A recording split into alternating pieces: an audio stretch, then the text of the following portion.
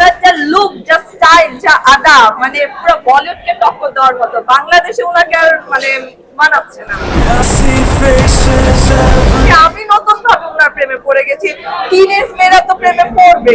শুধুই আমার শাহরুখ খানের থেকেও বেস্ট আমাদের সাকিব খান। আমাদের সাকিব খানের যে বেস্ট কেউ হতে পারে না।